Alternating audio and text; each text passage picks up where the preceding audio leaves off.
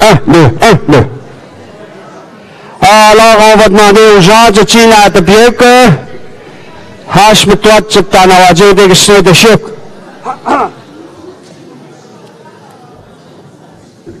Alors, merci d'être assidu. Alors, je vais inviter tout de suite, pour commencer notre dernière avant-midi, à regarder dans les écrans, s'il vous plaît.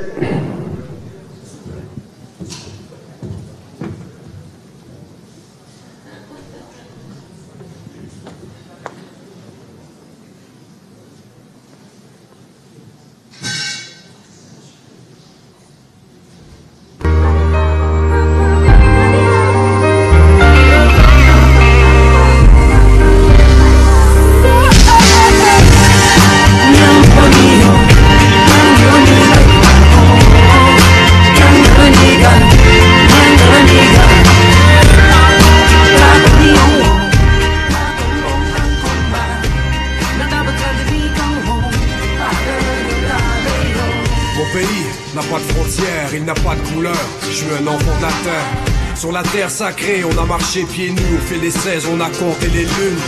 On a su lire le ciel en guise de boussole, acquis le respect car l'homme n'est pas seul. On calculait le temps grâce au soleil, transmettait notre histoire de bouche à oreille. Mon pays n'a pas de drapeau, car on est tous les mêmes derrière nos couleurs de peau. Connectés à la voix du créateur, guidés par les oiseaux migrateurs. Aborigène à mes ancêtres, j'ai obéi, lié à la terre, en parfaite harmonie. Porté par elle, je retournerai poussière. Je suis un enfant de la terre.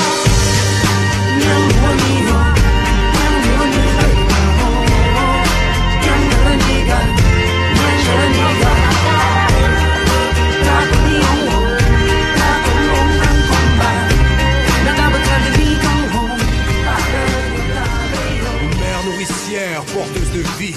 Des forêts en guise de pharmacie. Depuis toujours on se nourrit de la terre, d'air, de la mer, des lacs et des rivières. Des millénaires sans besoin matériel, juste un chemin éclairé par le ciel. Une poussière qui a fait naître l'âme, un souffle de vie porté par la femme. Mon pays je le porte à l'intérieur de moi, et je n'oublie pas les peuples d'autrefois. On n'hérite pas de la terre de nos parents, on l'emprunte à nos enfants. De toute façon cette terre n'est pas à nous, on est à elle, on forme un tout. Ici, je suis qu'une âme passagère. Je suis un enfant de la terre.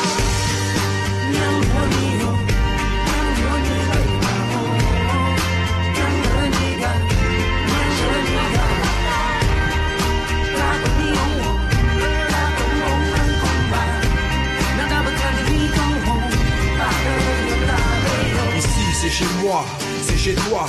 Tout ce qui compte, c'est de savoir où l'on va. Un cycle de vie toujours en mouvement. Les nomades transportés par le vent.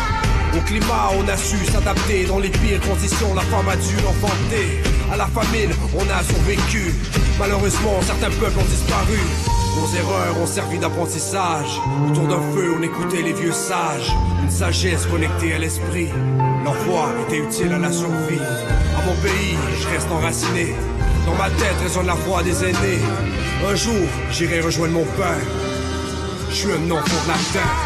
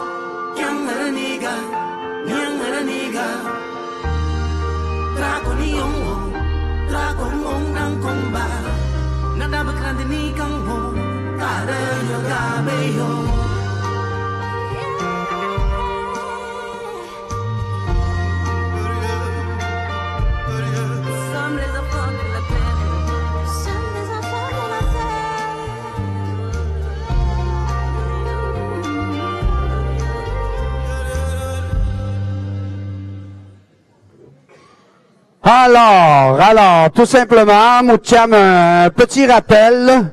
Le Negajidadmek, la vidéo, ben, c'est celle qu'on vous a présentée en début de colloque.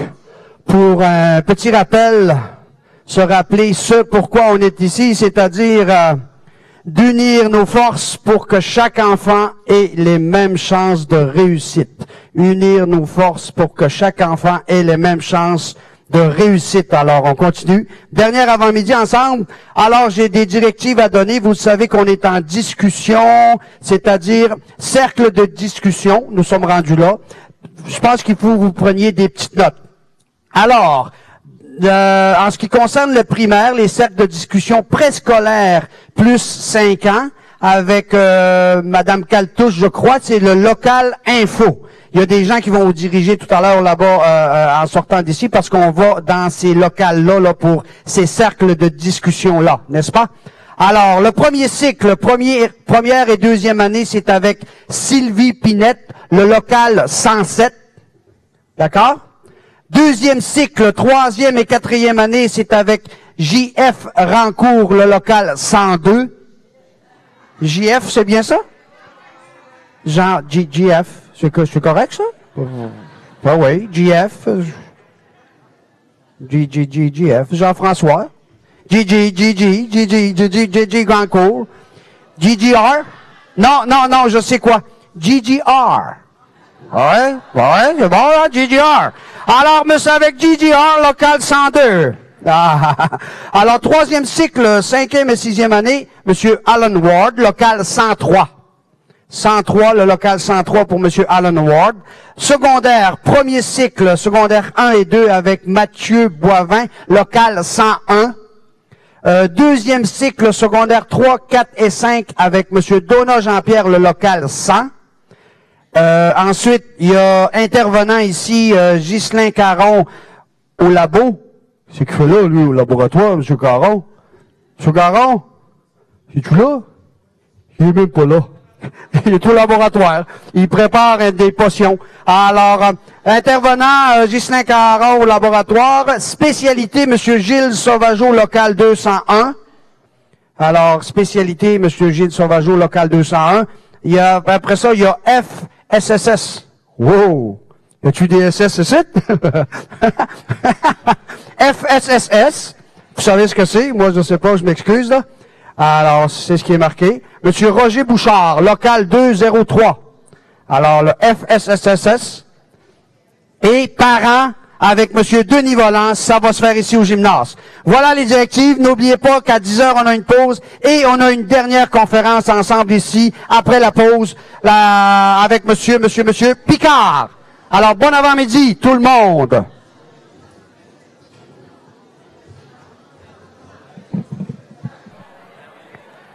Alors, we have out digit in a bit no digit not chair. Na the beer with it. Hein? Which one they what they the one? Ah oui, c'est ça. C'est un bon. Picheck. Alors, j'invite les gens à venir prendre place, s'il vous plaît. S'asseoir. Aux tables, aux chaises qui sont ici. Il y a des gens un peu encore dans le hall d'entrée, alors on va Vas-tu, toi? continuer notre travail. C'est la semaine prochaine, ça. Non, c'est de 20. Alors, je vous rappelle, j'espère que tout le monde a remis les fiches d'évaluation. Il y a une boîte juste ici, alors vous pouvez les mettre là, l'évaluation des ateliers, bien sûr. On va procéder à des tirages tout à l'heure, après la conférence. Alors, la boîte est juste là. We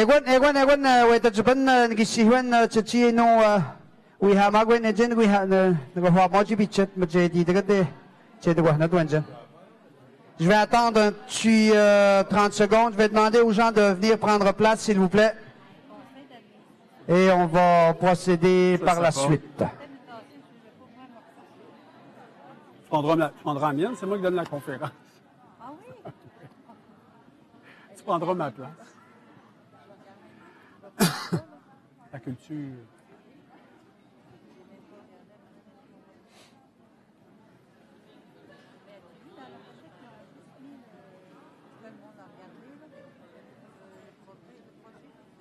Oui, ils l'ont mis, oui. Non, c'est ça. Oui, moi aussi. Alors, on va y aller, Alors, sans plus tarder, je vais inviter le prochain conférencier. Mais d'abord et avant tout, je voudrais souligner la présence des chefs dans la salle ici. Le chef de la communauté de Matchimecush, Lac John, Réal McKenzie est avec nous.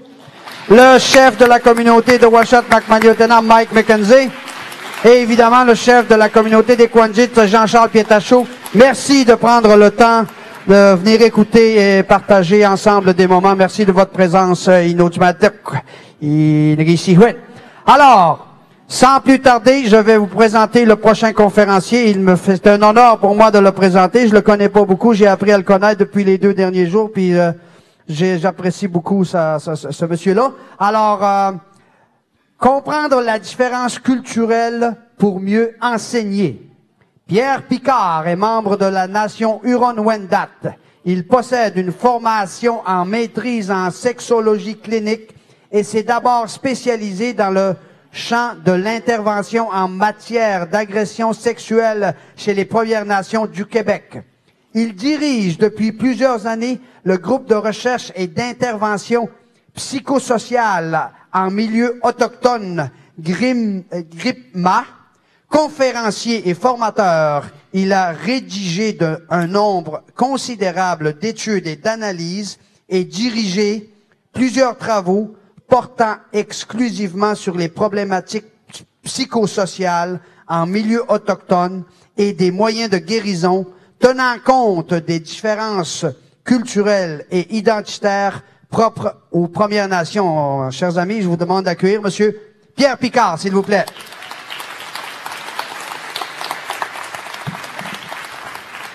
Merci. Alors, bonjour, bon matin.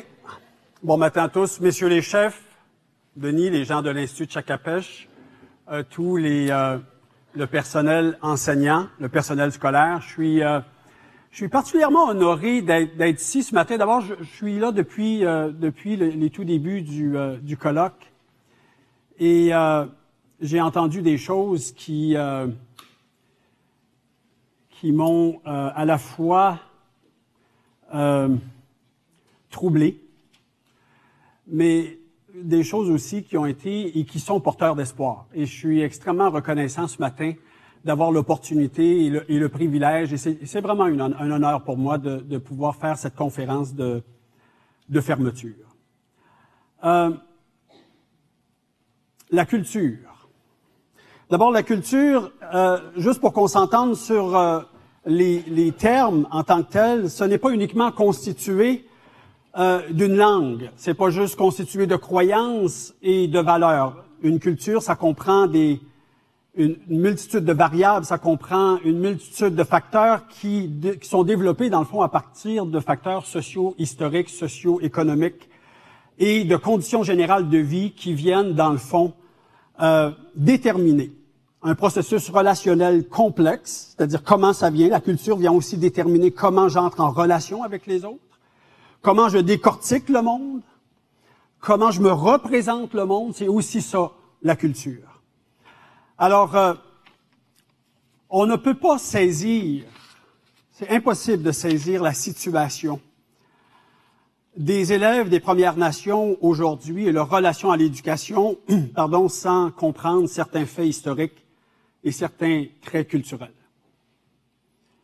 Vous savez, savoir les faits historiques et en reconnaître les impacts, c'est complètement deux choses différentes. On peut connaître son histoire, mais saisir l'impact que cette histoire-là a eu et a encore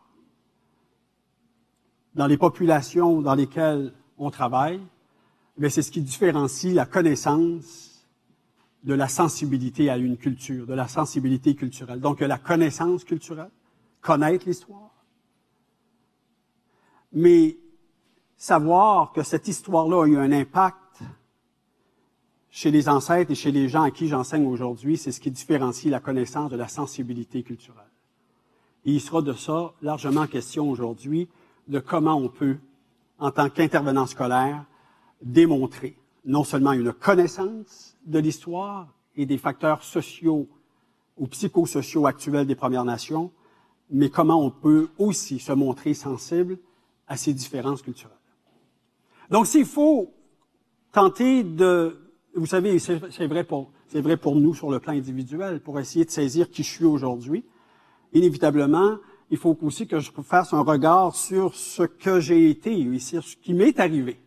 Parce que c'est ce qui m'est arrivé qui va venir déterminer un peu ce que je suis aujourd'hui. Et c'est vrai pour les individus, c'est vrai aussi pour une nation. Donc, les facteurs historiques dans ce contexte-là, sont absolument essentiels à saisir.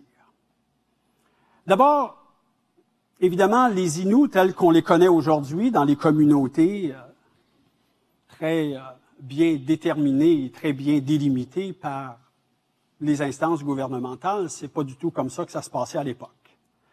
D'abord parce que les Inuits, tout comme les Algonquins, par exemple, ou les Cris, c'était un peuple nomade qui parcouraient de vastes territoires. Ils n'étaient pas en communauté de 300 ou 400 ou 500. C'était des petites familles, des petits clans qui occupaient un vaste territoire. Et ceux qui ont assisté aux ateliers que j'ai présentés cette semaine sur Autre temps, autre mœurs, connaître les conduites sexuelles d'hier à aujourd'hui, vous vous souviendrez que j'ai parlé de ce rôle très important qu'avait chacun dans ces clans. Le rôle des hommes était clairement défini. Le rôle des femmes était aussi clairement défini. Et c'était un rôle de complément. Les hommes avaient, dans cette société-là, et dans ce nomadisme-là, un rôle extrêmement important et essentiel à jouer qui favorisait leur estime d'eux-mêmes, leur confiance en eux-mêmes, leur sentiment de compétence, leur sentiment d'utilité et leur sentiment de détermination. Les choses ont, hélas, bien changé depuis l'ensemble des facteurs historiques qu'on va regarder et qui ont eu un impact et qui ont encore un impact dans nos conditions de vie psychosociale actuellement chez les Premières Nations. Donc, on habitait un vaste territoire et arrivent les Européens, évidemment, qui ne peuvent survivre sur ce territoire sans s'allier aux Premières Nations. C'est complètement impossible. Donc, il y a trois grandes raisons pourquoi les Européens vont s'allier aux Premières Nations. La première, c'est l'exploration du territoire. La deuxième, c'est le commerce. Et la troisième, c'est la protection. Ils ont besoin des Premières Nations. Ils ont besoin des Premières Nations pour vivre, pour survivre. Et à ce titre-là, les Premières Nations, qui sont déjà très bien organisées sur le plan social, sur le plan médical, sur le plan sociologique, sur le plan psychologique, sur le plan politique, ils ont déjà tout leur code de vie et ils ont besoin donc de ces Premières Nations-là pour avancer sur le territoire, avancer dans le terme général du terme. Donc, les Premières Nations, dans ce contexte-là, deviennent aussi, eux, de plus en plus dépendants de ce que produisent les Européens. On parle de produits qui allaient faciliter un peu plus la subsistance, soit les objets de métal, les haches, les chaudrons, bon, etc. Donc, il y a des produits qui sont arrivés des Européens qui font aussi l'affaire. Alors, de plus en plus, on devient un peu plus dépendant de ce que les Européens mettent à la disposition des Premières Nations. Et parce qu'on devient de plus en plus dépendant, les Européens mettent de plus en plus de conditions. Et de plus en plus leurs conditions. Et c'est dans ce contexte-là que graduellement, les Premières Nations seront appelées. Et ce que je vous raconte là, c'est pas passé à l'intérieur de 2 ans ou 3 ans, c'est sur une longue période où là, de plus en plus, on devient dépendant, de plus en plus, de moins en moins, on a besoin des Premières Nations, et de plus en plus, on impose les conditions, et vous comprendrez pourquoi un peu plus tard dans la conférence. Donc, en 1763, il y a la proclamation royale pour les professeurs d'histoire ou pour se remémorer un peu ce qui s'est passé. Dans le cadre de la proclamation royale, le roi d'Angleterre a dit, OK, bien important, qu'on protège les droits des Premières Nations. Ils ont le droit à la protection de la couronne britannique. Et ce traité-là, qui est encore en vigueur aujourd'hui et qu'on essaie de débattre dans les revendications, etc., c'est ce traité-là dont il est question notamment. C'est-à-dire cette reconnaissance qu'on a dans ce traité-là de la différence et du devoir de protection de la couronne à l'égard des Premières Nations. Alors, ce devoir de protection-là a laissé place à une interprétation au fil des décennies pour en arriver graduellement, un peu plus tard, à une politique ou à des politiques d'assimilation à l'égard des Premières Nations. Je vous raconte ça parce que, et vous allez voir pourquoi tout ça a eu des impacts et a encore des impacts sur la culture. Et souvenez-vous qu'on a défini la culture n'étant pas uniquement le mode de vie traditionnel, mais la culture étant aussi la représentation qu'on se fait du monde. Alors, ces facteurs historiques, et vous savez, hier, j'ai entendu beaucoup de choses. Et j'ai entendu 2 enseignants, probablement nouvellement arrivés, il n'y a pas tellement longtemps dans le milieu des Premières Nations, et se dire ne pas avoir connu de fait historique l'existence des pensionnats. Alors que c'est absolument essentiel de connaître ces facteurs pour dans notre compréhension de ce qui se vit en termes de malaise, notamment psychosocial, chez nos Premières Nations, chez nos îles. Donc, revenons à notre histoire, il y a graduellement la chute des empires autochtones. Parce qu'il y a des empires. Ce sont des organisations sociales très puissantes. Et graduellement, au fil du temps, ces organisations perdent de leur importance. Et graduellement, il y a cette espèce de pensée européenne de la suprématie blanche, où les Indiens savent pas trop ce qui est bon pour eux autres, alors que nous, on va de toute façon bien connaître ce qui est bon pour eux autres. Alors, on va commencer à pratiquer dans les années 1850, 1851 pour être plus précis, c'est la première version de la loi sur les sauvages qui va venir déterminer qui peut prendre la terre et qui est indien. 1851, donc première version de la politique ou de la loi sur les sauvages. Alors, à cette époque-là, on laisse place au gouvernement du Bas-Canada, du Haut-Canada, donc on est en train de structurer ce qui deviendra un peu plus tard le Canada. Et ce gouvernement-là, du Bas et du Haut-Canada, deviennent les représentants des colons. Alors, c'est plus la couronne britannique à 4000 kilomètres de là. De plus en plus, les pouvoirs sont conférés à ce qui deviendra un peu plus tard le Canada. Et dans ce contexte-là, les colons veulent de plus en plus de territoire. Donc, on veut de plus en plus exploiter la terre. Et en 1853, dans ces années-là ou à peu près, il y a de plus en plus de plaintes des organisations des Premières Nations, notamment les confédérations Abénaquise, Confédération Huronne, Iroquoienne, Wendat, etc., qui font de plus en plus de plaintes parce qu'ils voient de plus en plus perdre leur territoire. Et on commence à dire, bon ben ok, par notre devoir de protection, donc on va vous réserver certaines terres et un peu plus tard, on instaurera au Canada le système des réserves indiennes. Donc c'est dans ce contexte-là que le système des réserves s'est établi, c'est-à-dire, ah oui, vous vous plaignez de perdre du territoire, pas de problème. On va vous en donner et qui sera protégé. D'où donc l'existence de nos réserves et de nos communautés telles qu'on les connaît aujourd'hui. En 1867, c'est la Confédération. 1867, donc les Indiens sont de compétence fédérale, c'est-à-dire que ce qui se fera dans l'Ouest fera aussi dans l'Est, ce qui se fera dans l'Est fera aussi dans l'Ouest, sans égard aux particularités. Et ce sera comme on dit en bon français, un one size fits all. Donc c'est un 16 ou une grandeur, une taille pour l'ensemble du Canada. Donc il n'y a pas de reconnaissance dans ce contexte-là aux différences et aux particularités identitaires et culturelles des Premières Nations. En 1876, c'est l'endurcissement de la loi. Donc, de plus en plus, il y a la conception de la suprématie blanche, qui n'est pas juste ici, c'est un peu mondial, avec tout l'esclavage aux États-Unis, où les Blancs commencent, c'est-à-dire on continue d'accentuer cette suprématie qu'on a en tant que Blancs sur les populations aborigènes ou indigènes ou qui ne sont pas de même couleur. Alors, de plus en plus, donc, les colons, le gouvernement, la fédération, la confédération, le Canada tel qu'on le connaît aujourd'hui, veut de plus en plus sa souveraineté. Et pour obtenir ou donner la souveraineté, on doit de plus en plus absoudre, c'est-à-dire enlever la souveraineté des autres. Et qui sont les peuples qui ont de plus en plus, ou qui ont une souveraineté, ce sont les Premières Nations. Alors, pour régner en souverain sur ce qu'aujourd'hui on appelle le Canada, il a fallu absoudre la souveraineté des Premières Nations. Donc,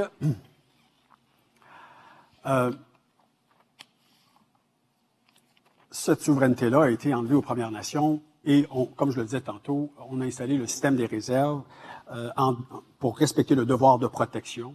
Et aussi, eh bien, on va mettre à votre disposition certains services, certains aliments de base l'éducation, la santé, un médecin, une infirmière, etc. Et c'est là qu'est né ce que vous connaissez. J'ai l'occasion souvent de donner des conférences à des allochtones sur la compréhension du monde autochtone, et je leur demande, d'entrée de jeu, racontez-moi, s'il vous plaît, ce que vous pensez des Premières Nations.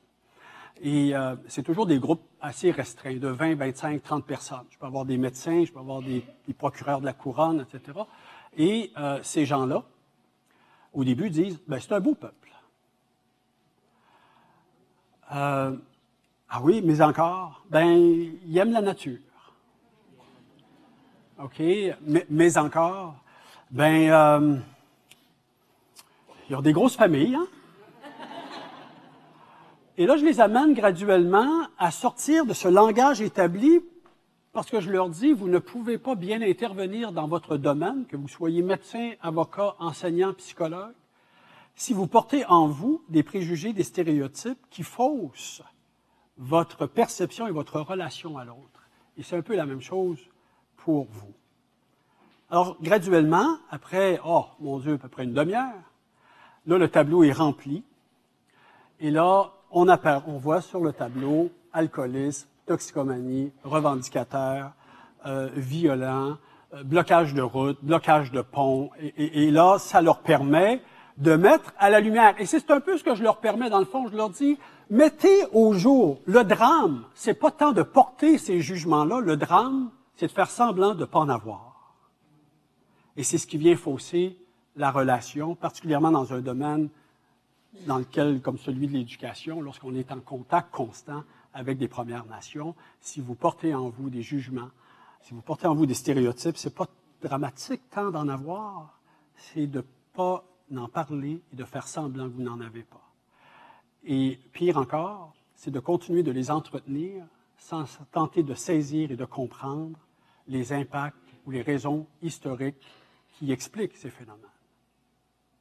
Alors, si on parle aujourd'hui, parce que sur les tableaux, ils ne payent rien, ils ne payent pas l'éducation, ils ne payent pas la santé, ils ne payent pas de taxes, ils ne payent pas d'impôts, tout ça, origine du traité de la programmation royale dans lequel nous voulons protéger les Premières Nations, mais protéger dans le sens, ah oui, vous vous plaignez que vous perdez des terres, on va vous en réserver des terres, puis on va vous en réserver avec un médecin, puis on va vous en réserver avec une infirmière, avec du personnel de santé, etc. Et c'est comme ça, graduellement, ce devoir de protection s'est graduellement transféré vers ce qu'on peut appeler aujourd'hui les privilèges, mais qui sont dans la réalité des droits qui sont issus de traités officiellement reconnus, même par la Cour suprême. Donc, cette politique d'assimilation qui a reconnu son apogée avec, entre autres, particulièrement chez les populations nomades comme chez les Inuits, où on a forcé la sédentarisation de ces populations-là. C'est comme si on avait tenté de faire, pendant toutes ces années-là, entrer un cercle dans un carré, d'aller contre nature de ce que c'est que véritablement un Innu. Un Innu, c'est un nomade. Et on a forcé son arrêt, sa sédentarisation, en bouleversant considérablement les rôles que chaque humain dans cette société-là avait à jouer, entre autres les hommes et les femmes. Donc les hommes qui avaient cette utilité absolument tout, ou à peu près tout, reposait sur l'homme dans la survie du clan, dans la survie de la famille. Et graduellement, on a sédentarisé ces populations-là, en ayant de moins en moins recours, disons ça comme ça, à la nécessité du rôle qu'avait l'homme dans cette société-là.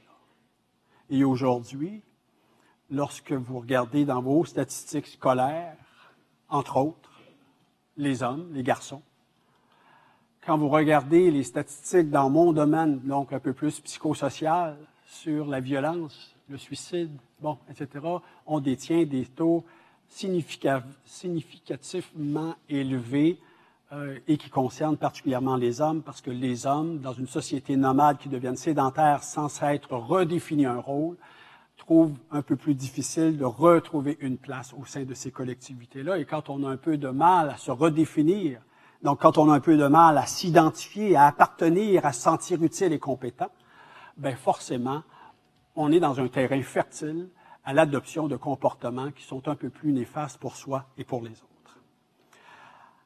Donc, du nomadisme à la sédentarisation, et pour venir couronner le tout, évidemment, le système et l'instauration très bien établie du système des écoles résidentielles. Alors, il ne faut pas s'étonner dans un contexte comme celui-là,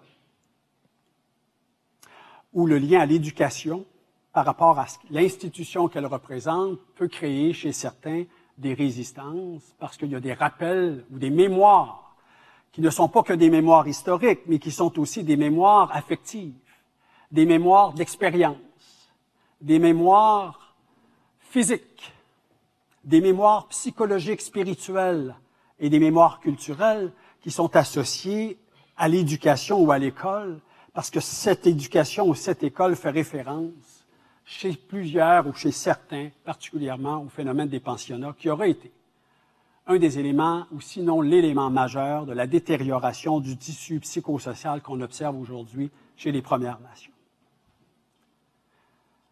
Les pensionnats ont été instaurés comme aboutissement à cette époque-là de enfin, ça fait 200 ans qu'on se dit qu'un jour ils vont disparaître. Alors pour véritablement les faire disparaître, c'est à travers, on a essayé avec les adultes, on a essayé de les mettre dans les réserves, on a essayé de déterminer qui est indien, qui ne l'est pas, ils sont encore là. Alors on va commencer par les enfants et c'était l'objectif avoué de l'instauration du système des pensionnats, c'est-à-dire de tuer l'Indien dans l'Indien ou dans l'enfant.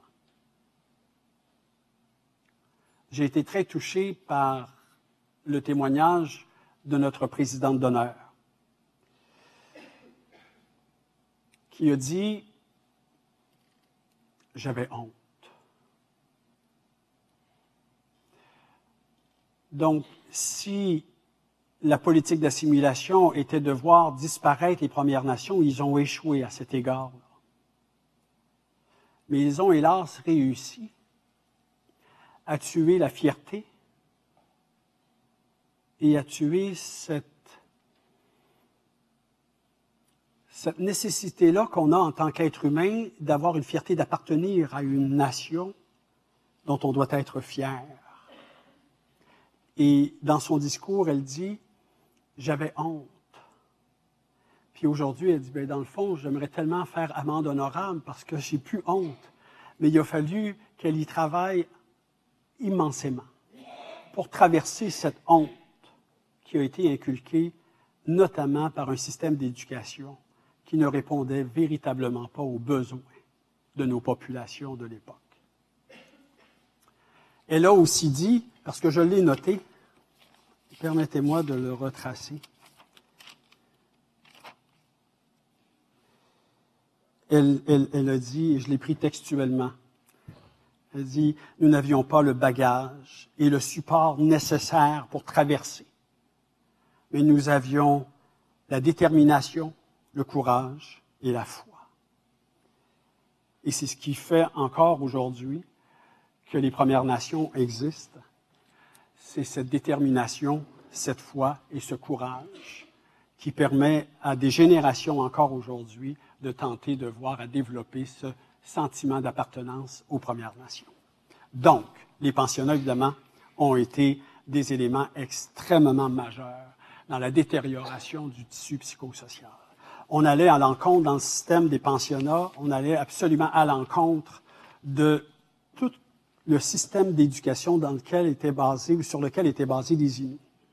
D'abord, le style d'éducation dans une population nomade est complètement différent du style d'éducation dans une population sédentaire. Les premiers apprentissages au niveau des enfants dans une population nomade, et là je ne parle pas uniquement des Inuits parce que c'est propre au nomadisme, on l'observait chez les Algonquins, on l'observait chez les Cris, on l'observe aussi chez les Inuits. Ce qu'on favorise dans l'apprentissage ou dans l'éducation, c'est l'autonomie. C'est l'autonomie, c'est la responsabilisation de l'individu. Donc, on peut paraître, ou ça peut paraître comme des parents qui sont moins impliqués dans l'éducation de l'enfant, alors que dans la réalité, ça fait partie de de la conception, de la culture de l'éducation chez les Premières Nations nomades, c'est-à-dire il faut favoriser l'apprentissage par l'expérience. Il faut favoriser l'apprentissage par l'observation, par la perception. Donc, il faut favoriser, il faut lui donner des habiletés pour qu'il apprenne à connaître son environnement. Un environnement qui doit être décortiqué de manière globale et holistique et non pas séquentielle comme tout le système est basé ou sur lequel on se base aujourd'hui. Les enfants sont autorisés dans le contexte de la culture nomade ou la culture inoue, sont autorisés à explorer. Ils sont autorisés à être indépendants. Ils sont autorisés à favoriser l'excès, l'expérimentation. Il n'y a pas cette conception d'erreur ou d'échec. Il y a la conception d'expérience. Et les parents vont intervenir qu'en cas de danger, dans un contexte comme celui-là. Donc, les apprentissages sont beaucoup axés sur l'observation, peu sur l'instruction verbale, très peu. Alors que tout notre système, particulièrement dans le temps des pensionnats, parce heureusement, on a pu graduellement un peu s'ajuster avec les années, mais tout est basé sur un style de vie qui est complètement contraire à celui qui est partagé par la culture Innu. Alors, si on veut schématiser, par exemple, ces styles d'apprentissage traditionnels, c'est regarde et fait, écoute et fait, puis réfléchis et fait. Alors que c'est dit et fait souvent dans la culture dominante. Ce qui place évidemment les enfants dans des difficultés d'ordre scolaire. D'ailleurs, vous l'observez à même pour ceux qui ont une expérience dans l'éducation chez les Premières Nations. Les valeurs académiques peuvent être différentes. Toute la notion de succès et dans la représentation de la culture est quelque chose qui est complètement différent. Le mode d'apprentissage, de compréhension, de perception et de réalisation même peut être complètement différent. On a des enfants qui ont du mal avec la langue, on a des enfants qui ont des styles cognitifs d'apprentissage complètement différents. Bref, ça nous place dans des positions en tant qu'intervenants qui ne comprenons pas ou saisissons pas toute cette espèce de l'ensemble des facteurs qui régit ou qui développe une culture ou qui permet l'existence d'une culture si on n'est pas sensible à ces éléments-là. Ce sera extrêmement difficile de persister dans le monde autochtone. D'ailleurs, je ne peux pas parler au nom de l'éducation, mais j'ai plusieurs années d'expérience en matière de santé et services sociaux et j'ai vu passer une quantité énorme d'intervenants allochtones qui n'ont pas pu passer dans le monde autochtone parce qu'ils n'arrivaient pas à faire le pont entre la compréhension de ce qu'ils étaient dans leur monde et la compréhension du monde dans lequel ils évoluaient. Alors, rares sont ceux qui, après 10 ans ou 15 ans ou 20 ans, sont encore dans le domaine de la santé et des services sociaux. Je ne dis pas que ça n'existe pas, ça existe, mais disons que ce n'est pas la majorité. Alors, la sensibilité à la culture, c'est aussi faire montre de prise de conscience à la culture. Je ne peux pas être sensible à une culture si je ne suis pas conscient que je suis dans une autre culture. Ça peut vous paraître banal. Je suis assis dans la salle hier ou avant-hier et on a un intervenant qui raconte, je ne me souviens pas c'est qui, c'était Mme Vachon ou Denis, je ne me souviens pas. Et cet intervenant-là raconte comment les religieuses dans le pensionnat étaient extrêmement sévères. Et j'ai un enseignant, et ça, bon, l'extrait, là, c'est sévère, mais il faut le mettre dans le contexte du pensionnat, dans une culture qui n'est pas la nôtre, etc. Et j'ai un enseignant qui se penche vers moi puis qui me dit « Ouais, mais on a vécu ça aussi chez les Québécois. » C'est peut-être pas faux qu'on a aussi vécu ça chez les Québécois. Mais tant et aussi longtemps qu'on continue de persister à croire ou à tenter de niveler tout le temps vers les Québécois, en même temps, implicitement, on est en train de nier qu'on est dans un contexte culturel complètement différent. En tentant de, je ne sais pas si c'est par déculpabilisation ou par normalisation rassurante que font les individus quand ils ont recours à ce discours-là. Ah oui, mais ça existe aussi à Sept-Îles. On le sait très bien que ça existe aussi à Sept-Îles. On sait que ça existe à la tuque, la drogue, la toxicomanie, le suicide, puis le décrochage scolaire. On sait tout ça, que ça existe. Mais que de ramener continuellement ça au fait que, ah oui, mais les Québécois aussi vivent ça, en même temps, on est en train de nier l'existence d'une particularité propre au monde des Premières Nations. Alors, avant d'être sensible à la culture, il faut prendre conscience qu'on est dans une autre culture que la nôtre. Et prendre conscience, c'est essayer de saisir les différences qui caractérisent la nation dans laquelle j'évolue sur le plan professionnel ou personnel. Conscience de la culture, c'est d'être conscient de l'histoire d'un peuple. C'est d'être conscient que les référents ou la représentation que je me fais de l'éducation ou du succès est différent que dans ma culture à moi. Une fois que j'ai pris conscience que je suis dans une culture différente, je peux essayer de voir comment je peux être sensible à ces différences-là. Une fois que j'ai démontré que je suis conscient, que je suis sensible, il faut maintenant que je démontre que j'ai de la compétence culturelle. Et ce sont les trois éléments essentiels si je veux offrir ce qu'on appelle aujourd'hui dans la littérature un environnement qui soit sécurisant culturellement. Un environnement qui soit culturellement sécurisant n'est pas juste un environnement dans lequel on retrouvera certains objets qui font appel à la culture. Un environnement culturellement sécurisant, c'est pas juste de faire appel à des exemples qui font référence à la culture dans laquelle j'évolue. Offrir un environnement sécurisant, c'est aussi faire montre d'empathie, de compassion et de compréhension, qui sont des qualités absolument essentielles lorsque vient le moment d'intervenir auprès d'une société qui est différente de la nôtre.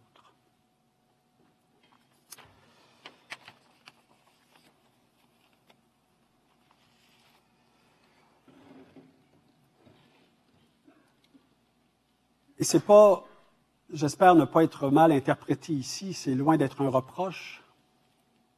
Mais je suis toujours étonné de constater que nombre d'intervenants, qu'ils soient du milieu de l'éducation, de la santé ou des services sociaux, qui nous viennent de Montréal, Chicoutimi, peu importe, ou même de Sept-Îles, qui vont travailler en milieu autochtone, et qui ne se soient pas documentés sur la communauté. Je suis toujours un peu étonné de constater que les enseignants qui vont donner l'histoire, qui vont donner la géographie ou je ne sais trop, la matière, qu'on ne fasse pas l'effort de rattacher la matière qu'ils vont enseigner à la contribution qu'ont eue les Premières Nations dans le développement de cette matière. J'ai entendu souvent, depuis avant-hier, il faut redonner la fierté à nos jeunes. La fierté à nos jeunes ne passe pas uniquement par les membres des Premières Nations. Transmettre la fierté d'un peuple passe aussi par ceux qui ont à œuvrer au quotidien avec les enfants.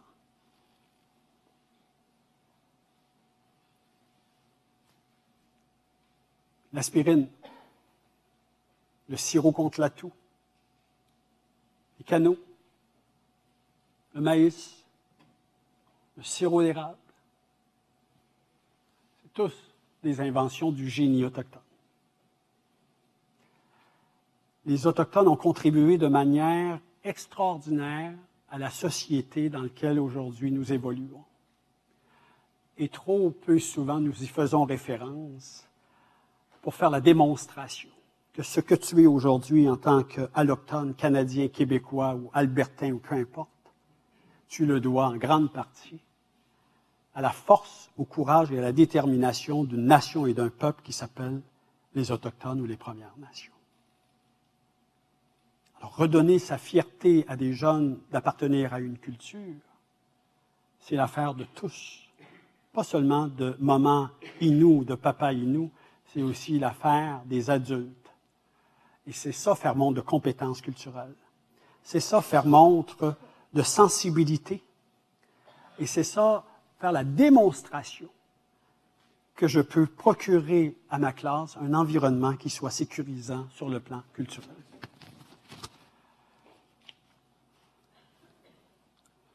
On a besoin de qualités essentielles pour y parvenir, le respect est une de celles-là. Le respect des facteurs historiques, de l'histoire, et de la replacer dans le contexte autochtone, cette histoire-là. L'origine, la culture, un plein d'Autochtones connus, les inventions, il faut qu'on transmette aussi ce message, que les enseignants qui vont travailler dans le monde autochtone puissent se documenter sur la contribution du peuple dans lequel ils évoluent, à la construction du monde dans lequel ils sont aujourd'hui. Donc le respect, l'amour aussi. Ah oui, l'amour. Réaffirmer notre croyance en la réussite de ces élèves, non pas dans la réussite telle qu'elle est définie par la société dominante, mais la réussite telle qu'elle est définie dans la culture dans laquelle j'évolue, c'est-à-dire de manière beaucoup plus globale et holistique. Et j'y reviendrai en conclusion tout à l'heure. Le courage. Ça prend du courage pour s'engager à modifier certains éléments du programme. Ça prend du courage pour tenter d'innover, d'inventer des techniques d'apprentissage ou des techniques d'intervention qui collent davantage à la réalité de nos Premières Nations. Ça prend de l'humilité aussi. L'humilité de reconnaître que la connaissance de ce peuple-là peut être, dans certains égards, supérieure à la connaissance que j'ai ou à la connaissance que a mon peuple à l'égard des Premières Nations. Et l'honnêteté, admettre que nous n'avons pas toutes les réponses. L'honnêteté et l'humilité, admettre qu'on n'a pas toutes les réponses, admettre que nous avons négligé, parfois, cette espèce de nécessité à offrir à nos jeunes un environnement qui soit culturellement sécurisant. Ça place donc les enseignants ou les intervenants scolaires devant de nombreux défis. D'abord, créer un milieu d'apprentissage qui soit culturellement sécurisant, c'est un défi en soi. Rendre l'école plus attrayante, qui corresponde aux valeurs inoues dans ce cas-ci. Diversifier ses stratégies, ses méthodes d'enseignement, c'est pas rien. Le recours à l'espace, le recours aux aînés, le recours aux contes, aux légendes, le recours aux innovations, aux inventions, à la fierté. Connaître les traditions, comprendre le sens de ces traditions, comprendre le sens de ces comportements qui peuvent être décrits avec les yeux de la culture dominante comme un comportement de retrait, peut être comme un comportement de négligence. Essayer, avant d'étiqueter le comportement, d'en comprendre le sens sur le plan culturel. Être ouvert à des enseignements qui sont différents de ceux qui sont prescrits dans vos manuels à vous. Et aimer la culture et se soucier vraiment des élèves autochtones. Et je sais que plusieurs d'entre vous le faisaient déjà, ou le faites déjà, ce serait plus exact. Donc, dans le système d'éducation, la réussite scolaire va généralement de pair avec les résultats à des réalités mesurables. Si dans mon domaine, il avait fallu que les résultats soient mesurables à la disparition de symptômes, je ne serais plus dans le domaine. J'aurais été profondément découragé. La quantité de personnes que j'ai eues en relation d'aide ou comme intervenant,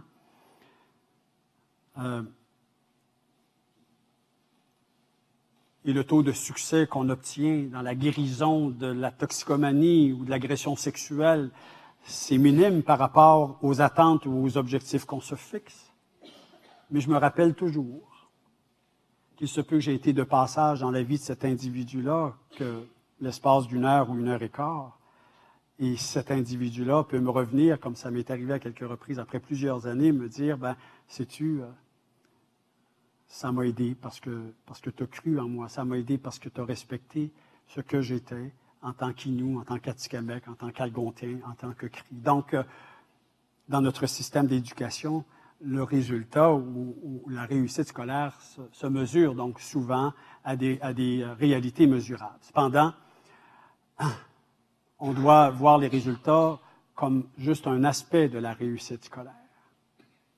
La survie de la culture et de la langue, l'enseignement des compétences traditionnelles, la persévérance qu'on observe chez plusieurs de nos enfants qui, malgré parfois des conditions de vie familiales ou psychosociales désastreuses, persistent.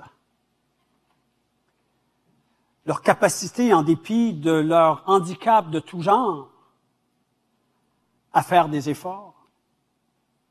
La collaboration plus ou moins soutenue des parents,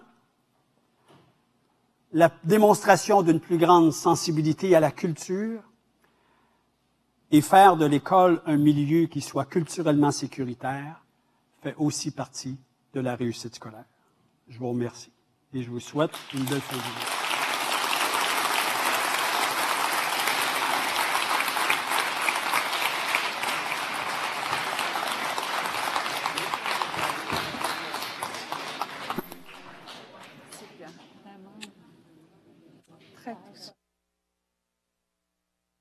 Oh. Monsieur Picard, merci beaucoup. Merci. Je crois que ça a été extrêmement apprécié. Alors, on va continuer dans notre bel avant-midi. Je vais maintenant inviter Monsieur Denis Vollant, le directeur de l'Institut Tchakapèche, à venir vous dresser un premier portrait des faits saillants de l'événement. Alors, Monsieur Vollant, Denis. Yeah, il a fait ses devoirs en plus. Oh! Bien, OK, on va utiliser le micro du... Le micro 2.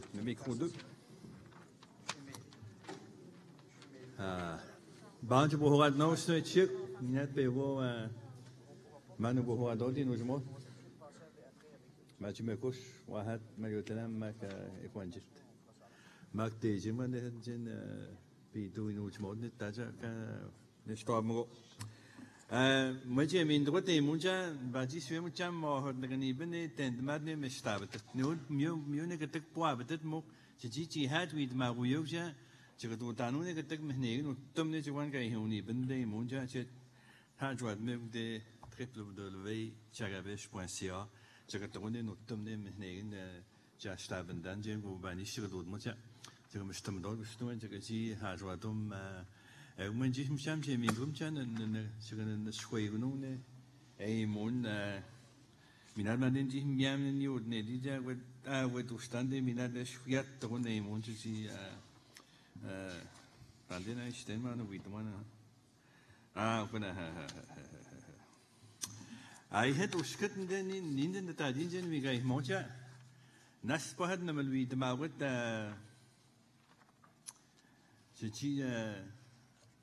the kind of cheating Jen, we told Mumoki knows moment of conversation, they wait none for banish. Nasni, she read men in the we the margin in the story was more categories of bed. What ya? She got the what ne was more in the cheat coming in the conversation. Mukin was more they wait not dodging Ubanis, you guys would not notice such a G. Tadjin in Tonuno to Tsuno, and was in Gino, Hunanajin, Jagubanis. When a page one to what is it? G. One carry the mental witness, the read the Mawitno. Chirato timing with me, Chuan. Staben, the what staben. Market of no hedge one and Mauticha to chew with the man near Sijia in Way Moon had no yet be the Catan Yotsina.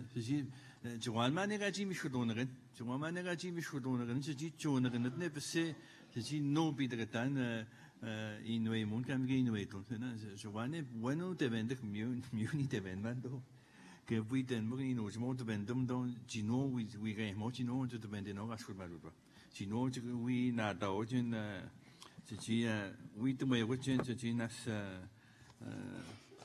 c'est une tout ah mais c'est me vendons maintenant dit oui t'endit. Alors juste un peu je disais très brièvement que bon ce qu'on dit c'est des faits sains évidemment il va y avoir un rapport qui va être préparé et puis qui va être accessible là, sur le site www.charabiche.ca. Alors, certains éléments qui sont revenus souvent, là, c'est, bon, il y a les parents. En fait, moi, j'ai assisté aux ateliers des parents et puis les parents nous disaient que, bon, qu'il n'y ait pas, qu'il n'y en ait plus, qu'il n'y en ait jamais d'ingérence politique dans la sélection des professionnels que vous êtes dans les écoles. Alors, ça, c'est un élément que les parents ont souhaité. Ils ont aussi mentionné qu'ils souhaitent, là. J'ai dit, ben, alors, vous avez le pouvoir de déposer vos souhaits, là, aux écoles pour le curriculum, d'augmenter les cours en Innu, ou la culture, en fait, là. Alors, qui peuvent même diminuer les cours d'anglais parce qu'ils apprennent sur les computers. Hein? Ils apprennent plus sur un computer en anglais que le prof. Alors, ils voudraient qu'on augmente les cours d'anglais. Ça, c'est des messages qui ont été très clairs. Là. Ils ont même frappé sur la table. Là. Ils ont dit ça, là, Denis, il faut t'en parler. Alors voilà, le message est passé pour ça. Il y avait, en tout cas, je vais revenir là-dessus, il y avait d'autres éléments, là, mais dans la partie « Tout le monde en parle », on disait créer des liens d'attachement. Hein? Créer des liens d'attachement, c'est important. La présidente d'honneur en a fait part, là. Puis, bon, c'est important de créer ce lien-là avec l'élève. M. Picard aussi vient de le mentionner. Créer des équipes interdépendantes. De former une équipe pour résoudre des situations. Là. Je partais pour dire des problèmes, mais c'est des situations. Hein? Des situations là, que des jeunes vivent, là, alors il faut plusieurs personnes. Tenir compte des différences, hein, M.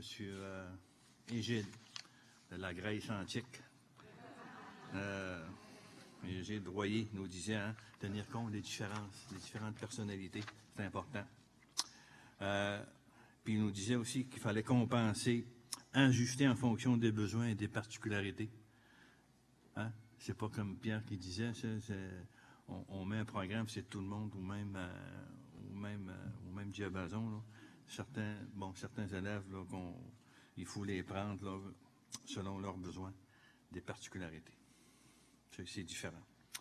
Alors, ben, il se réjouissait aussi, monsieur de la Grèce antique, là. Il disait que la diplomation est en pente montante. La diplomation chez les Premières Nations est en pente montante. C'est un peu grâce à vous aussi. Oui. Eh oui, c'est grâce à vous. Hein? Vous pouvez être fiers de vous, là. Ben oui, on tape les mains, hein?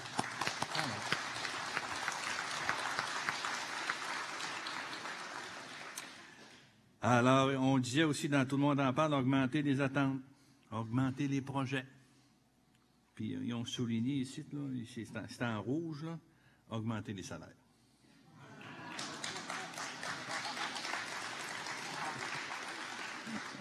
Je ne sais pas pourquoi ils ont mis ça en rouge, là. Est-ce qu'il manque d'argent ou je ne sais pas, là, mais ça a été mentionné. Ils nous écoutent, les chefs sont là, ils nous écoutent, là. Ben là, les chefs me répondent, il ne faut pas qu'ils fassent d'ingérence, alors ils ne touchent pas au salaire. Encore, dans Tout le monde en parle, on disait l'implication des parents pour la transmission de la langue. Augmenter le temps d'enseignement de la langue Innu. Hein? C'est revenu souvent là. Faire de la lecture le plus tôt possible chez les jeunes. Là. La lecture avec les enfants. Bas âge. L'enseignement du français avec la culture Innu. Je pense que Mme Bellefleur nous avait dit ça. Le parrainage du nouveau personnel. Hein? Pas laisser le personnel, même M. Picard nous disait tantôt là, qu'il y a des intervenants, pas juste dans le domaine de l'éducation, qui arrivent et puis bon, ils rentrent dans un autre monde, puis ils sont plus capables, puis ils prennent le premier avion. Retour. Alors, il faut vraiment encadrer ce personnel-là. Il faut aussi, en fait, je veux juste continuer un peu, là. Il faut être sensible à ça quand on voit les directions d'école. On voit cette situation, qui mettent un parent ou une marraine là, pour supporter de nouvelles ressources. Faire vivre des activités traditionnelles. Hein? Faire vivre. Hein? Alors, toutes des choses qui ont été notées. Dans les cercles de discussion, on avait parlé de l'amélioration de la participation parentale. Comment trouver des moyens, en tout cas innover là, pour trouver des moyens pour impliquer davantage les parents. Ils disaient, les parents disaient, c'est une partie de notre responsabilité, mais c'est aussi l'école. Alors, ils en prenaient un peu le blâme, là, mais ils disaient, OK, on va s'impliquer, on va s'informer, puis on va participer. Amélioration des communications avec les parents. Les parents disaient, on ne sait pas tout ce que l'élève, notre enfant est rendu, quelles sont ses problématiques, ses situations. Alors, souvent, on est informé quand on est rendu sur le bord, là, dans le dernier recours. Alors, on aimerait être informé là, du processus là, de cheminement de leur enfant, académique ou comportemental, peu importe. Alors, ils ont donné des exemples que je ne citerai pas ici, là, mais alors, ils aimeraient qu'ils soient informés le plus tôt possible pour qu'ils puissent agir rapidement, comme parents. Parce qu'ils disaient que, on a aussi, c'est nos enfants, alors on aimerait être informés. Là, pas quand la décision est prise, et puis quand on dit à votre enfant, là, on va l'envoyer là-bas. Ou ailleurs, peu importe. Là. Le suivi auprès des élèves à fort taux d'absentéisme. Encore, c'est ça aussi qu'il faut, c'est important. La pertinence et efficacité des classes multiniveaux. Alors, les parents se demandaient pourquoi on crée des classes de multiniveaux. C'est parce qu'il y a une différence d'âge et puis, il y a une différence de comportement, puis tout ça, de personnalité aussi. Alors, ils souhaitent, là, que, ces classes de multiniveaux-là soient bien informés, en fait. Les parents souhaitent qu'ils soient bien informés de ces classes-là, la pertinence de ça, puis l'efficacité de ça. Ils vont vous poser, je parle plus peut-être aux directions, non, mais ils vont vous poser certaines questions probablement prochainement. Là. La formation du personnel pour les technologies de l'information. Hein? Update, tout le monde. Update, comme M. Royer disait, il faut lever. Alors, c'est pas juste pour les élèves qui disaient, mais c'est pour tout le monde, même pour les enseignants. Même si la technologie avance rapidement, là, alors il faut vraiment faire un effort, vous, comme prof, là, d'avoir de la formation dans ces nouvelles technologies-là. Activité d'échange pédagogique. Hein? Ce qu'on fait aujourd'hui, c'est un peu ça, une activité d'échange pédagogique. Et il y en a beaucoup avec les programmes qu'on gère à Surabesh. On fait beaucoup de formations continues avec beaucoup de vos ressources. Alors, c'est important. La formation et information continue aussi. Il faut que tout le monde soit formé, mais informé aussi. Pas juste être formé, mais informé. Ça, c'est un point important que les parents ont amené. Être informés là, des progrès, ou en tout cas, du cheminement de leurs enfants. Super important. Les chefs nous écoutent, là. Ils sont là. Ils sont très attentifs. Là. Je vais leur donner le petit document là, tantôt. Le partage d'expériences et d'outils entre les écoles. Hein? Ce qu'on fait aujourd'hui, puis ce qu'on fait aussi là, dans les rencontres. Alors, il y a beaucoup d'échanges. Mais ça, encore, on ramène ça parce que c'est payant. Ils nous disent que c'est payant. On apprend beaucoup avec ces expériences-là qui viennent d'ailleurs. Bien connaître la clientèle, identifier leurs besoins et identifier des attentes. Personnalisées et réalistes. Hein? Moi, j'ai besoin de telle affaire, on essaie de répondre à mes besoins. Alors, moi, je dis moi, mais vos élèves, là. Mettre plus d'emphase sur la démarche et l'activité, remise des bulletins. Mettre plus d'emphase sur la démarche et l'activité, remise des bulletins. Les gens disent que c'est super important, ça aussi. vraiment prendre le temps là, pour expliquer aux parents là, tout le cheminement de leur enfant. La place des réseaux sociaux en milieu scolaire, autant pour le personnel que pour les élèves. Hein? Et voilà. Ça, ce sont les points saillants de ce que vous avez dit ce matin en discussion dans les tables de discussion des différents niveaux de tout le monde. Moi, en fait, je profite aussi parce que pour vous remercier tout le monde. De votre, il y a eu une bonne participation tantôt en entrevue. Je disais, bon, est-ce que tu es satisfait, Denis? Moi, je dis, je suis satisfait, parce qu'il y a une bonne participation, une excellente participation. Les gens ont contribué là, à leur façon à la réussite. Tout le monde a contribué. Là. Ceux qui sont venus en avant, ceux qui sont venus écouter, ceux qui ont participé hier, il y en a beaucoup qui dansaient. Hein? Alors, ils ont contribué à leur façon, à la réussite. Là. Lui, il danse bien, là, le monsieur. Là.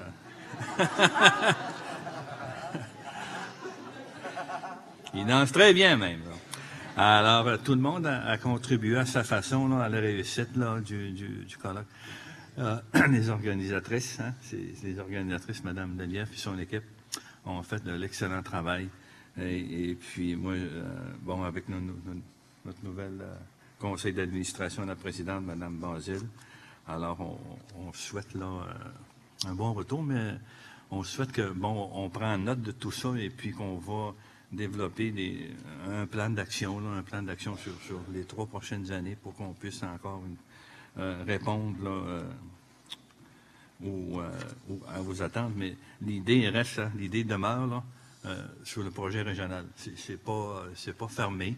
Ça a été mis un peu de côté parce qu'il y avait 4 communautés qui étaient prêtes, 4 autres qui disaient bon, on veut garder un peu le statu quo, mais on a repris les discussions, puis bon, ça semble bien se dérouler pour la prochaine année, là, en septembre 2015 ou septembre 2016. Alors on devrait faire du progrès sur ce dossier-là.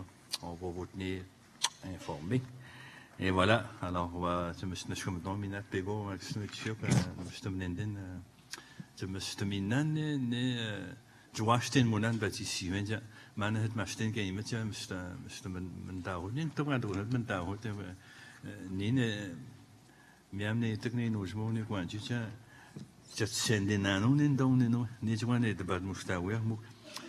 Ai twin te wen kitwen te wen iti huitum ja no yat kwen no yat madeni ne to chiran ma tu ne chiran ma ne minyo ko imunja pi stomone ne tasyon ne to denan minat katak ne ji stadi dinan ma ba had no tum kwet spawn jim sto sim no puchi tapanna ne puchi mendena ne to wen chen ni ga no temne et te hiu de ja ngune ko ngene ko wa ja skwes twa monu to ngene ja stay no de ga schut met no de no wo ne stay ngune no tem wa set no mina no ti kulendro no mia ve si vet ne vet ja sho chu no spedent no ma ti katagwa met die katagwa met die hot ne ko China non j'aime c'est un ange c'est dire visa ou non et tout ça jusqu'à maintenant merci Merci beaucoup Denis Vollant. Monsieur maintenant alors avant d'inviter une ou deux des dernières personnes qui vont clôturer officiellement le colloque, on va procéder très très rapidement au tirage maintenant. Des cadeaux, c'est des magnifiques cadeaux, on va le faire rapidement, oui. Alors, voilà, oui. Regarde, ouais, on va bien, là? En retard? Faites-vous ça à vos élèves, là? Aussi? Quand ils font ça, les élèves, ils arrivent en retard, regarde, t'aimes pas ça, hein? Fait que, moi aussi, là, ben oui, c'est vrai. Non. C'est ta directrice, t'évalues ta directrice? Alors, on va procéder rapidement. On va procéder très rapidement. Merci beaucoup. Ça, c'est des outils là pour l'organisation, d'évaluation. C'est des considérants là pour, c'est ça, faire un travail adéquat pour le futur. Alors, on apprécie beaucoup votre Votre travail. Alors, oui. Alors, en fait, il doit y avoir trois feuilles d'évaluation, je crois, si je me trompe pas, dans... OK.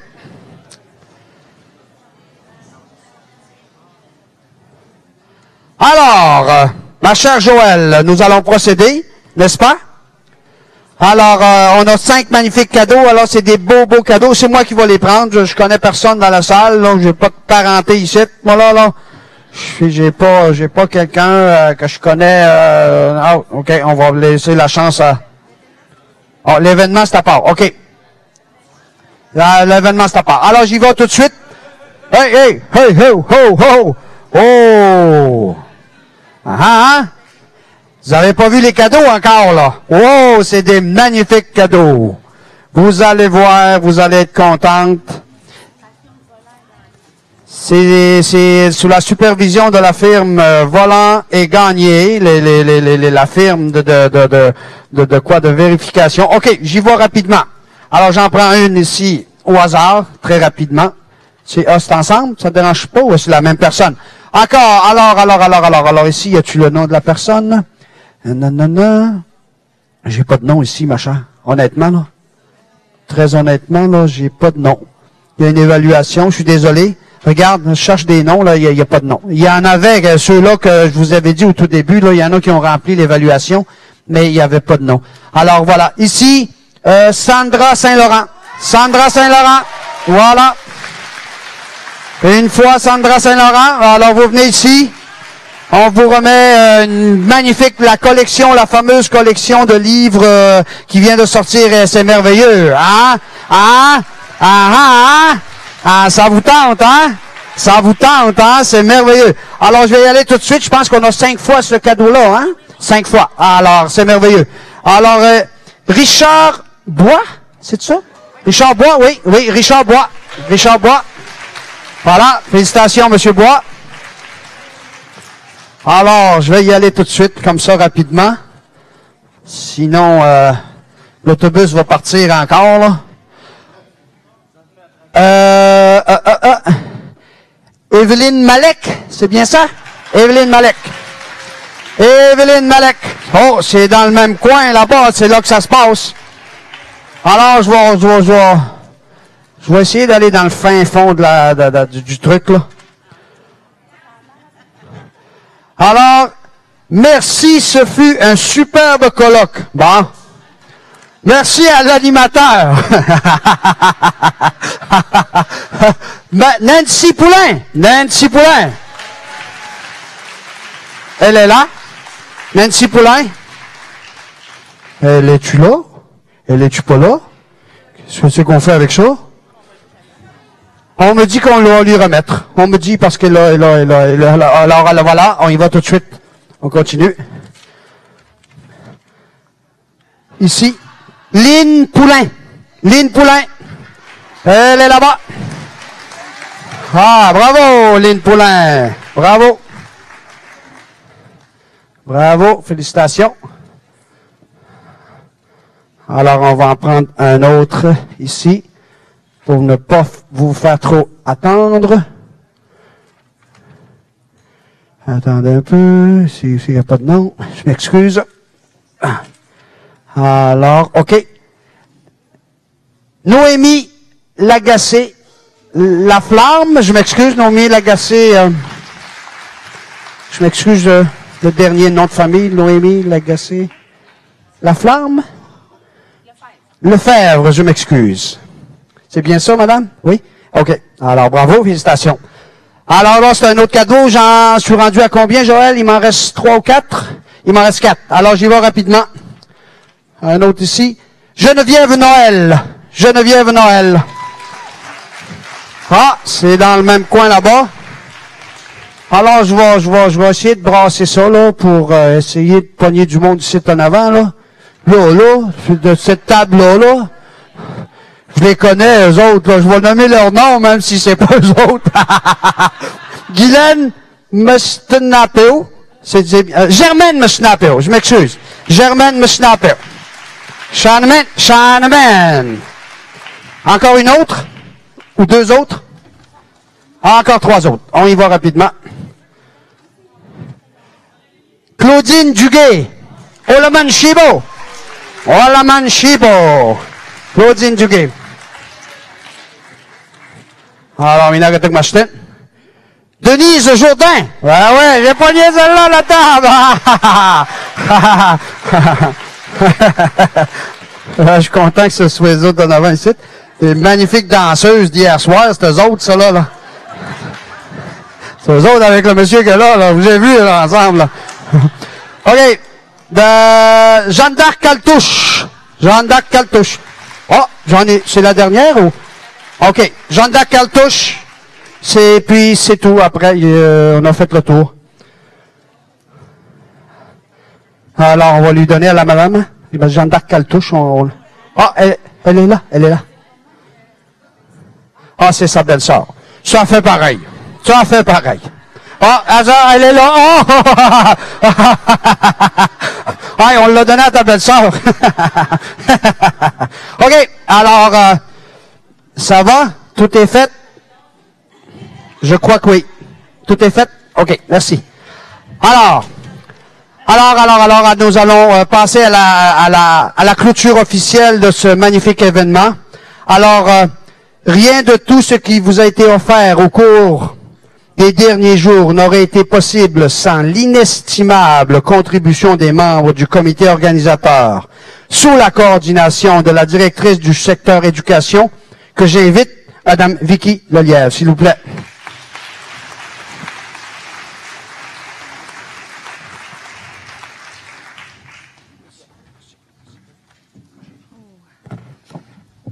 Bonjour. D'entrée de jeu, je vais remercier M. Pierre Picard pour avoir accepté de nous faire la conférence de fermeture. M. Picard nous a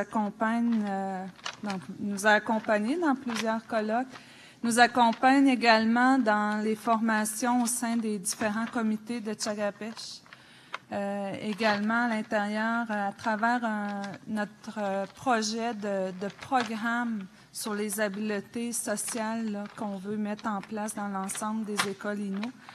Donc, merci Pierre de ta présence et de ta contribution. Moi, je suis ici pour les remerciements, donc j'inviterai le personnel de Tchagapèche à venir ici avec moi. Madame, les gens aussi qui ont contribué là, à tous les préparatifs de ce beau colloque, Madame Ruet, Sophie Larouche, Rodrigue, Catherine, Joël, Julie. C'est à votre tour.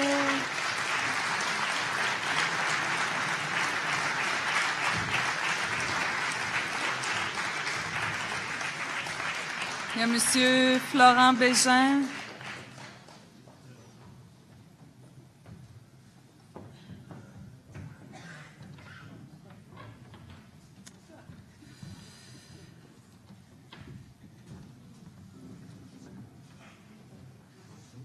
Je remercie vous, chers participants, personnel des écoles INO, à avoir accepté l'invitation de Tchagapèche pour le colloque 12e édition.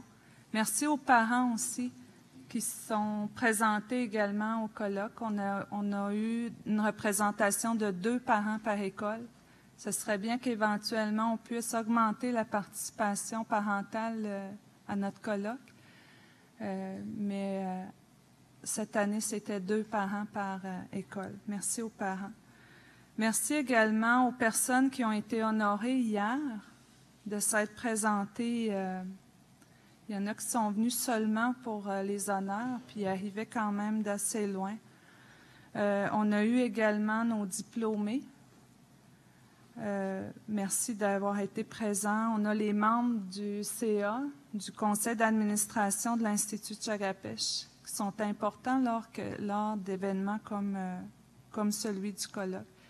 La présence des chefs également est importante pour nous. Moi, à travers tous les événements que j'ai vécus à l'Institut Tchagapèche, les chefs, malgré leur agenda très chargé, j'en sais quelque chose,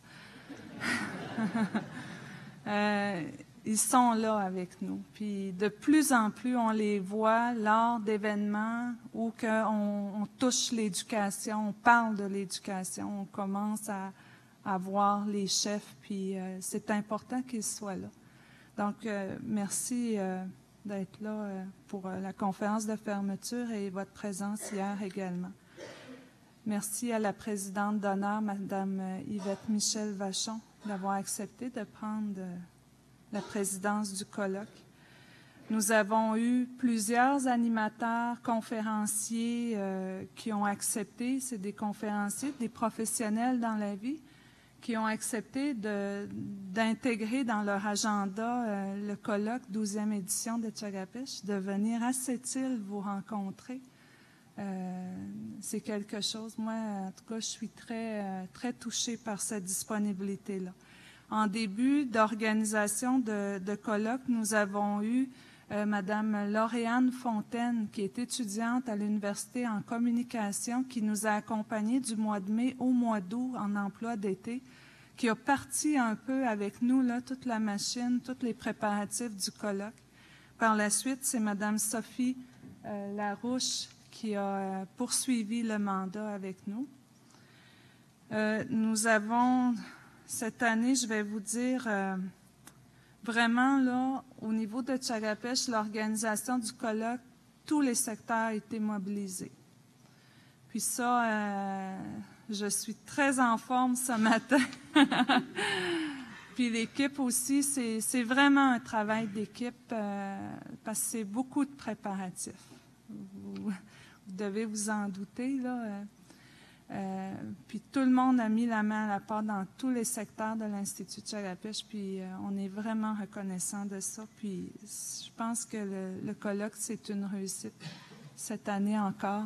Puis c'est grâce à la contribution de tout le monde. Il y a eu des... Merci.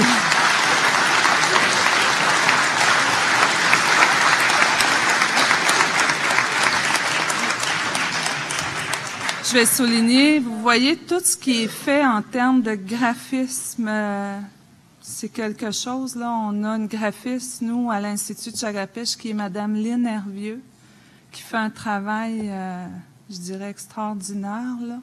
Elle est vraiment imprégnée de la culture Innu. Donc, je tenais vraiment à souligner son travail.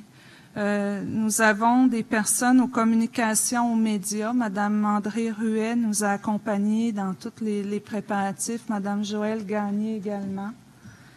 Au niveau des finances, toute l'organisation des transports de toutes les ressources de toutes les écoles, le département, l'équipe à Léontine Saint-Onge. Au niveau de l'équipe technique, Monsieur Florent Bégin, il y a Luc Charret, Moïse Jourdain également, Action Musique également.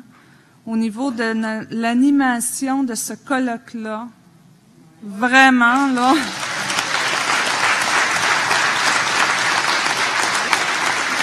Réginald Volant, un très bon travail. Nous, on est en voiture avec lui. Merci, Réginald. Traduction simultanée, Monsieur Raoul Volant. Merci, Monsieur Volant, pour la traduction. C'est important. Des fois, on dit, moi, je suis allée à Montréal à une rencontre, ça parlait en anglais. J'ai dû exiger d'avoir la traduction simultanée, même s'il y a juste un individu dans la salle. Il faut que les gens qui viennent ici au micro puissent s'exprimer dans leur langue maternelle. Fait que le système de traduction simultanée, il est important, même si c'est seulement pour une personne. Surtout, il faut que les gens qui parlent la langue Innu puissent la parler quand ils s'adressent à leur auditoire. C'est important.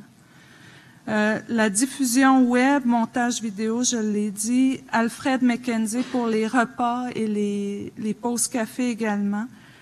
La location de l'école Manganetosh. Monsieur Justin Caron et son équipe, ils nous ont ouvert l'école, tassé les choses sur leur bureau, préparé les salles de classe. Vraiment, merci pour votre accueil, l'école Manganetosh.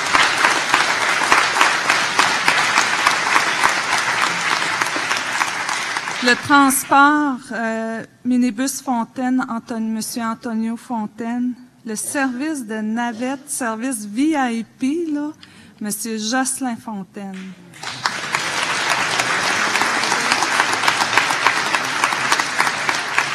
Il y a Monsieur David Hart qui était là hier, qui nous a fait vibrer, danser. Il y a les médias SOCAM et CKU qui nous suivent à travers nos événements. C'est important, les médias locaux puis les médias au niveau régional. Et maintenant, il va y avoir le mot de la présidente d'honneur. Par la suite, nous avons le photographe, M. Jacob Volant, qui est ici. On aimerait avoir des photos par équipe école avant que vous quittez. Donc, ce serait bien ici, à la fin, que pour ceux qui le désirent, les écoles qui aimeraient, on aimerait avoir les photos d'équipe école après le mot de la présidente d'honneur. Donc, je vais inviter Mme Julie Basile, qui est présidente à l'Institut de Chagapiche, pour... on va remettre des fleurs et un présent à la présidente d'honneur, Mme Yvette Vachon.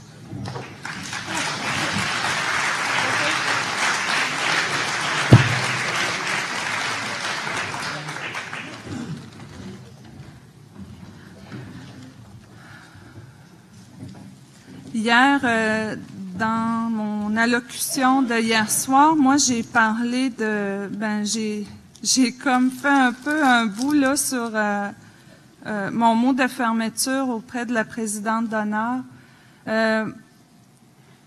Madame Vachon et les autres, Madame Laurette, Madame Céline, Madame... Et dans toutes les communautés, on a des pionnières de l'éducation. Je disais à Mme Vachon, on a besoin de vous. On a besoin que vous soyez là devant. On n'a pas besoin parfois de paroles, de mots, juste de leur présence, de leur regard, d'être là avec nous. D'être là pour ceux qui intègrent la profession d'enseignant, mais de nous accompagner à travers tout le chemin qu'on doit parcourir pour notre jeunesse. Moi, je leur remercie vraiment. Je suis honorée qu'elle ait accepté de prendre la présidence d'honneur de la 12e édition du colloque de l'Institut de Chagapiche. C'est vraiment un honneur pour moi de lui remettre ce présent puis de lui céder la parole. Merci, Madame Yvette.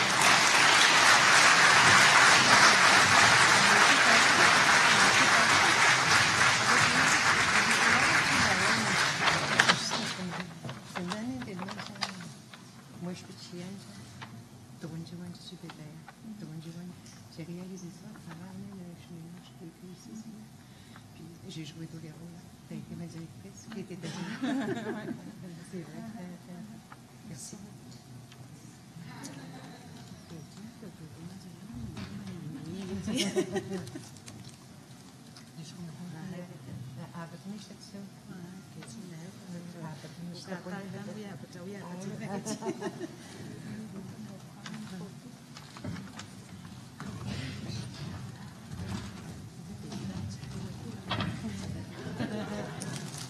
Protocole, là.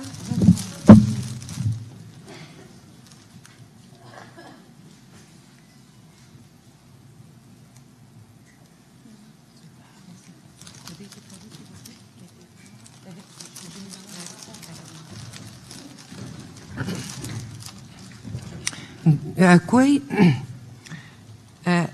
Kapatagan, j'ai eu un rôle à jouer en tant qu'enfant. Je suis née à 100 000 au nord de Shefferville.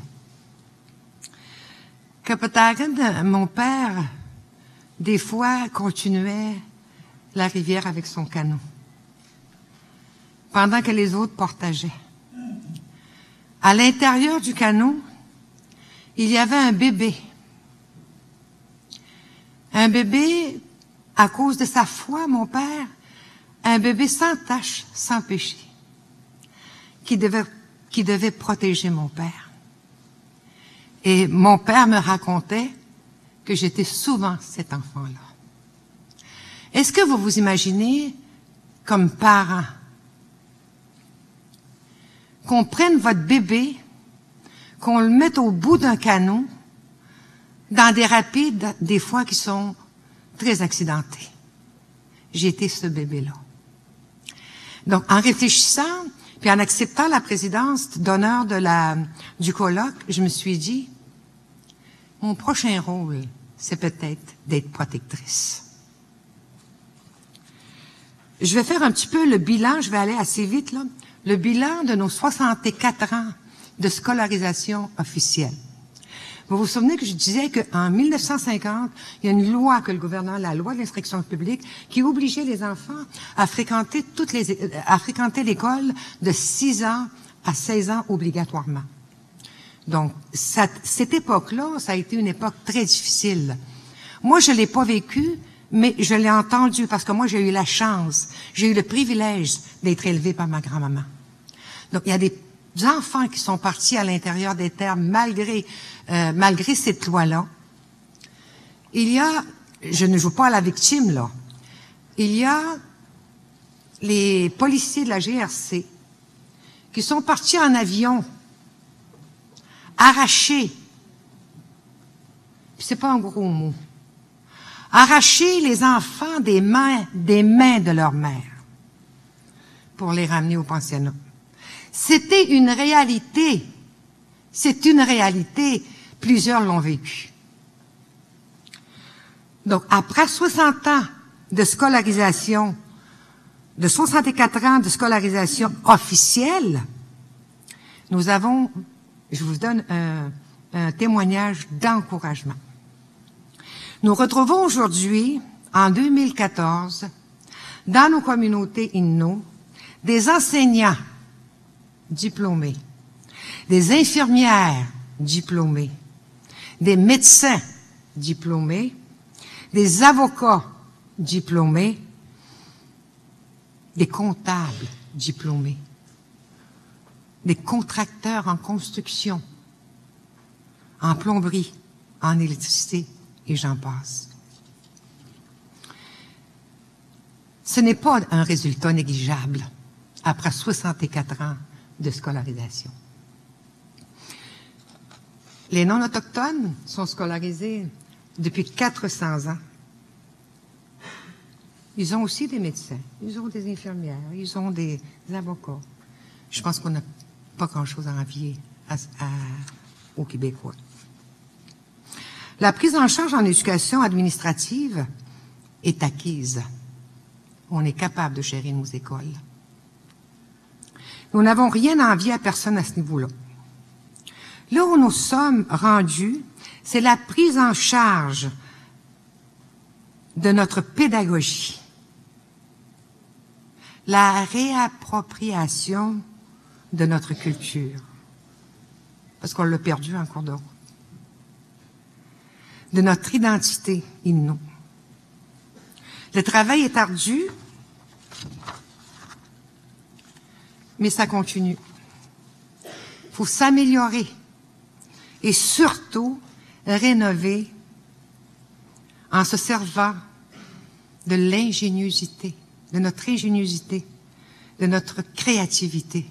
Vous vous souvenez du petit pain que ma maman a pris pour effacer mon devoir?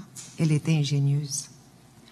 Tout ceci pour répondre aux besoins spécifiques de notre clientèle, afin que l'école Innu devienne un milieu de vie épanouissant pour nos enfants.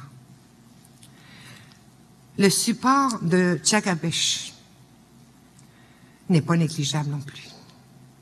Le soutien pédagogique, les ressources techniques, humaines, nous ont permis de nous rendre, de donner une qualité de l'enseignement. J'entendais un prof aujourd'hui dire, on n'a rien à envier d'équivalent de la qualité de l'enseignement dans nos écoles, chez les non-autochtones.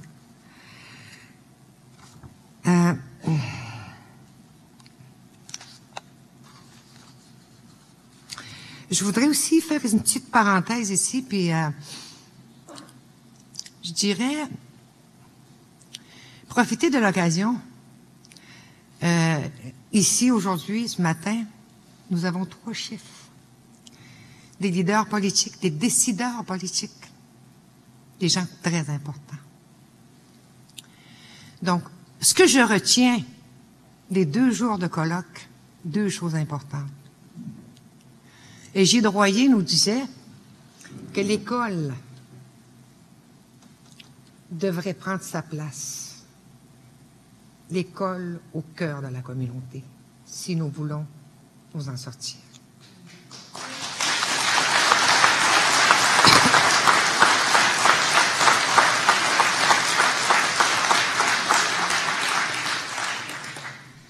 L'autre message, c'est Céline qui l'a apporté, Céline Bellefleur. Noémie ma shtoasim. Parle en hymne à ton enfant. Je trouve que c'est les 2 messages primordiaux que moi j'ai retirés de ce colloque.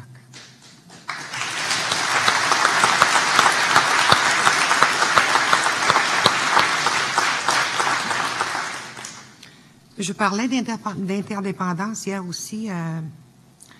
Je pense que nous avons besoin d'être interdépendants. Que toutes les communautés s'unissent ensemble pour faire des choses grandioses comme celle-ci. Nous avons besoin de vous. Nous avons besoin que l'on se tienne par la main puis qu'on parte ensemble. L'éducation, c'est aussi une puissance. Donc, on devrait garder ça en mémoire parce qu'on vit des situations difficiles dans nos communautés. Les chefs, ils sont en train de négocier une situation territoriale. Donc, on a besoin de nos jeunes, que nos jeunes avocats soient capables de nous défendre. Donc, on a besoin de tous les jeunes qui sont ici à Managnetich, ailleurs. Je me souviendrai tout le temps, je n'oublierai jamais, parce que j'ai été à la direction de l'école ici, l'année 93-94, ma première cuvée, secondaire 5, Mike McKenzie était de cette cuvée-là.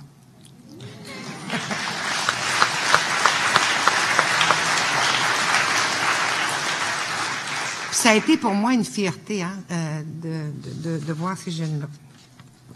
Je remercie les organisateurs de Jagapish qui ont cru en moi pour assumer le rôle de... Merci aussi, je reviens sur les remerciements. Merci aussi, je reviens sur les remerciements de ma maman Alice, de ma grand-maman Blandine. Ces deux femmes m'ont permis d'être ici aujourd'hui. J'ai une 3e personne à remercier.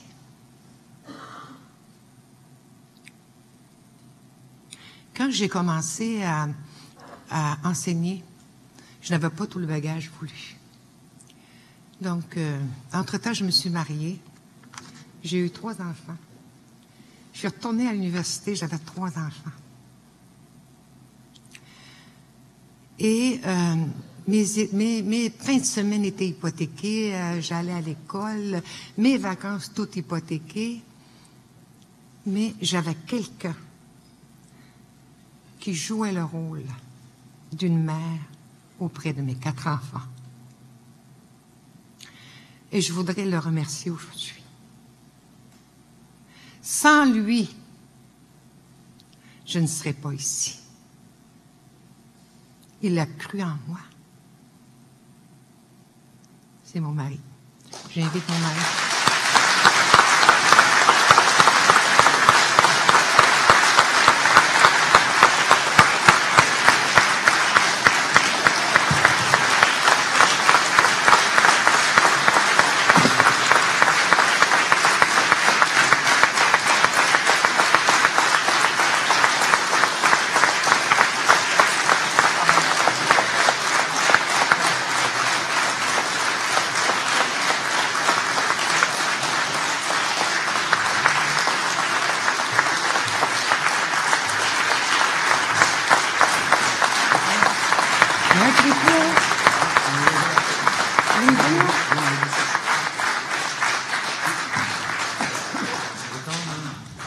Francis, tu es schkommeten. Kei spespet, shojete yeshqueen. Kei spespet, wawitien, stoasimnut, kandouden nagot. De totalti, ispehideteti, degashkolmanaut, kenden tatasewen, kattainagut. Tu es schkommeten gahagat.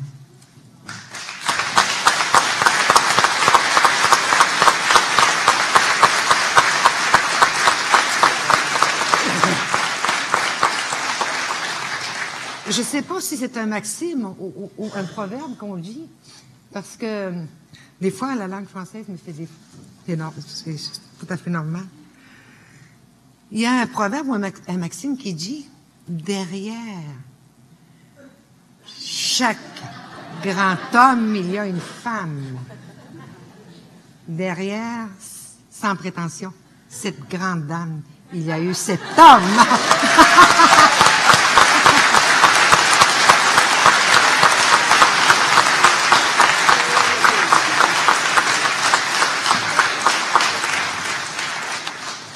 Il y a eu cet homme.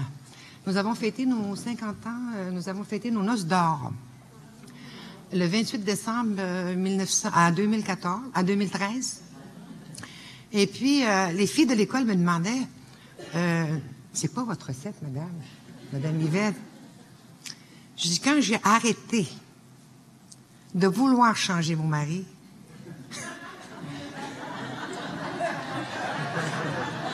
quand j'ai arrêté de vouloir le changer, ça a été final, ça a été l'harmonie totale.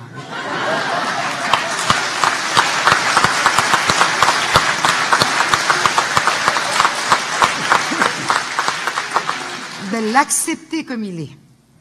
Puis je pense que c'est ce qui fait qu'on a vécu si longtemps, c'est nos différences. Nous nous sommes complétés. C'est un homme qui n'a jamais fréquenté l'école. C'est nos différences qui ont fait que nous avons vécu aussi longtemps côte à côte. Merci.